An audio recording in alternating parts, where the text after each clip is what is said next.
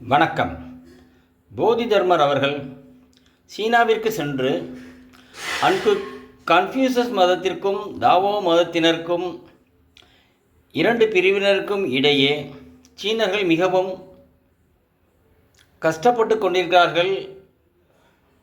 மேலும் புத்தருடைய போதனைகள் சரிவர செயல்படவில்லை, மிகவும் பயந்து நடுங்கி உயிர் வாழ்கின்றார்கள் என்ற எண்ணத்தில் பௌத்தத்தை பரப்புவதற்காகவும் அவர்களிடையே நல்லிணக்கத்தை ஏற்படுத்துவதற்காகவும் சீனாவிற்கு சென்ற போதி தர்மர் அவர்கள்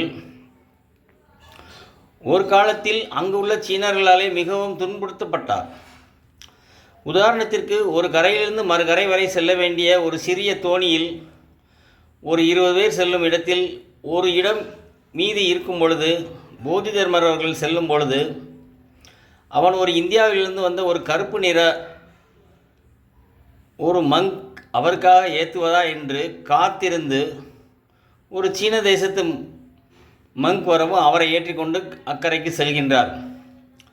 அப்படி செல்லும் பொழுது அந்த படகில் இருந்து ஒரு சிறு குழந்தை தவறி தண்ணீரில் விழுந்து விடுகிறது. அது அவர்கள் யாருக்கும் கூட்ட நெரிசலில் தெரியவில்லை.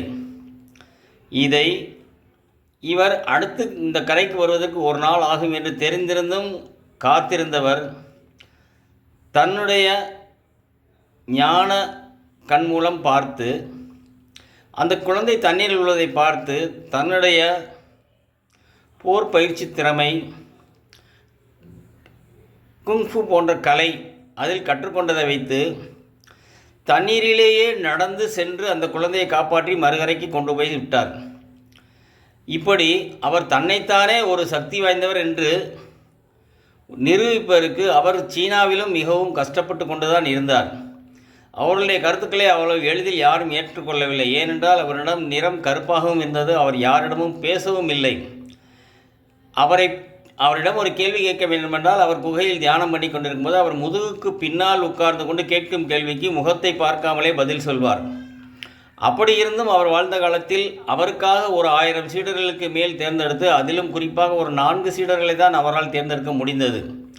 அந்த அளவிற்கு மிகவும் பாதிப்புக்கு உட்பட்டு இருந்த சீனர்கள் பெரும் வழிப்பறி கொள்ளைக்காரர்களால் தாக்கப்பட்டு சொத்து செல்வங்கள் அனைத்தையும் இழந்து கொண்டிருந்த நிலையில் அவர்களுக்கு தன்னிடம் உள்ள போர் பயிற்சி முறையிலான கலைகளை சிலவற்றை கற்றுக் கொடுத்தார். எப்படி தப்பிப்பது, எப்படி தன்னைத்தானே தற்காத்து சமுதாயத்திற்காகவும் மக்களுக்காகவும் பாடுபடுவது போன்ற போதனைகளும் மேற்கொண்டு வீர பயிற்சி விளையாட்டுகளும் சொல்லிக் கொடுத்தவர். மேலும் தனக்கு தெரிந்த மருத்துவ முறைகளை அனைத்தையும் அவர்களுக்கு இலகுவாக புரியுமாறு அவர்களுடைய மொழியிலேயே சொல்லிக் கொடுத்து அவர்களை அவர்கள் பக்கம் வளர்த்து சேர்த்து கொண்டவர். ஆகையால் அவ்வளவு எளிதில் சீனர்கள் போதி தர்மரை ஏற்றுக்கொள்ளவில்லை. இவர் அவருடைய ஞான புத்த கொள்கையின் மூலம் புத்தர் மேல் இருந்த அபிமானத்தில் புத்த மதம் இங்கு தளிர்க்க வேண்டும் என்ற நல்ல எண்ணத்துடன் செயல்பட்டு சீனர்களை காப்பாற்றிய மட்டுமல்ல, இவர் கொண்டு சென்றது ஞான மார்க்கம். ஆனால் அங்கே இவர் ஜென் மார்க்கம் என்று ஆரம்பித்து இன்று வரைக்கும் ஜென் மத குருவாகத்தான் அவரை ஏற்றுக்கொண்டிருக்கிறார்கள். நாளடைவில் அவரை சைனாவில் முழு முதற் கடவுளாகவே ஏற்றுக்கொண்டிருக்கிறார்கள். இவர்களுடைய வரலாறு எங்கு இருக்கிறது என்பதை ஆராய்ந்து அங்கு உள்ள சீன மக்கள் இப்பொழுது தமிழ்நாட்டில் உள்ள காஞ்சிபுரத்திற்கு தேடி வருகின்றார்கள். காஞ்சிபுரத்தில் அவர் பற்றி என்னென்ன தகவல் கிடைக்குகிறதோ என்று ஆராய்ந்து கொண்டுதான் இருக்கின்றார்கள். காஞ்சிபுரத்தில் ஒரே ஒரு சிலைதான் என்று இருக்கிறது என்று அனைவரும் வருத்தப்பட்டு கொண்டிருக்கிறார்கள். அது ஒன்றும் தவறல்ல. இருப்பதற்கு ஒரு சிலையாவது ஒரு எவிடன்ஸாக இருந்ததே என்று பெருமைப்பட்டு கொள்ள வேண்டும். அதை சீர்திருத்தி பெரிய அளவில்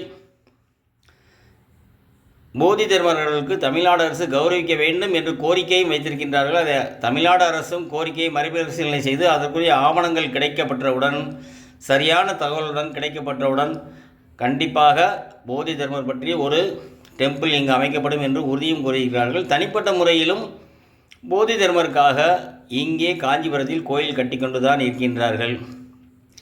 தமிழன் தான் எல்லாத்திலும் சீனாவை தேசத்திற்கே முதனாக சென்று அவர்களுக்கு அனைத்தையும் சொல்லிக் கொடுத்து விடுகிறார் என்று சொல்கிறார்கள். ஏற்றுக்கொண்ட மனப்பக்குவம் இருந்தால் யாராக இருந்தாலும் கற்றுக்கொள்ளலாம். ஏன் இப்பொழுதும் இன்றே கூட கற்றுக்கொள்ளலாம். ஆகையால் யார் என்ன எப்பொழுது செய்தார்கள் என்பது முக்கியமல்ல. உங்களுக்கு விருப்பம் இருந்தால் அது எதுவாக இருந்தால் நீங்களே விரும்பி கற்றுக்கொள்ளலாம். அதற்கு போதி தர்மர் போதித்த போதனைகளை சிறிதளவாவது ஏற்றுக்கொள்ள வேண்டும் என்று உங்களுக்கு தாழ்மையுடன் கேட்டுக்கொள்கிறேன். இது போன்ற பயனுள்ள தகவல்களை தங்களுக்கு தொடர்ந்து தருவதற்கு என்னுடைய சேனலை சப்ஸ்கிரைப் செய்து கொள்ளுங்கள். நண்பர்களுக்கு ஷேர் செய்து கொள்ளுங்கள். கமெண்ட் செய்து கொள்ளுங்கள். நன்றி.